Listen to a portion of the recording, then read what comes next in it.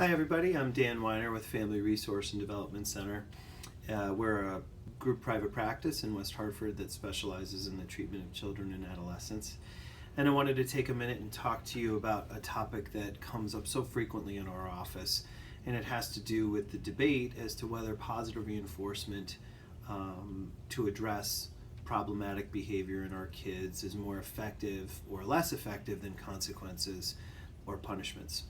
And the funny thing is, it's really not. It's really not a debate. If you look at any research, it's super clear that positive reinforcement over a course of time is not only more effective in reducing negative behavior, but it's also more effective in improving our child's core self-esteem.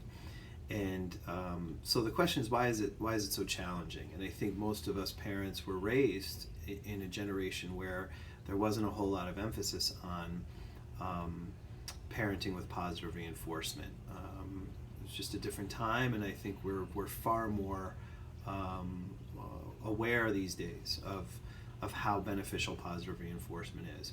So for those of us that were products of that generation, we actually have to work harder at utilizing this approach, because otherwise we just parent from our experience.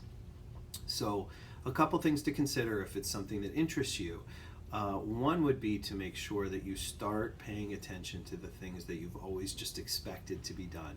So if you notice your kid doing something that shows you that they took some ownership of something, took some responsibility, if they acknowledge their mistakes and apologize, anything that sort of shows you that they took responsibility, make sure to pay attention to it through some praise.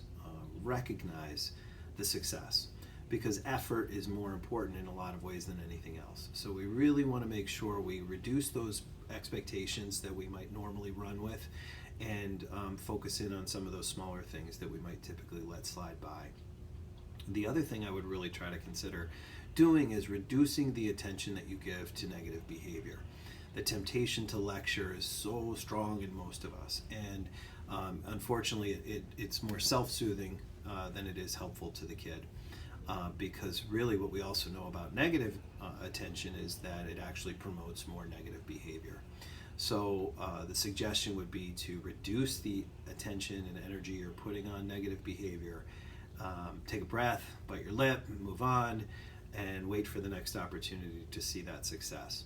And over the course of time, this is not obviously something that's going to change everything overnight, but I think it's going to feel better, and I think we're actually providing those things to our kids that are ultimately going to be super helpful in their development. So thanks for taking a minute or two with me, and I hope you have a great day.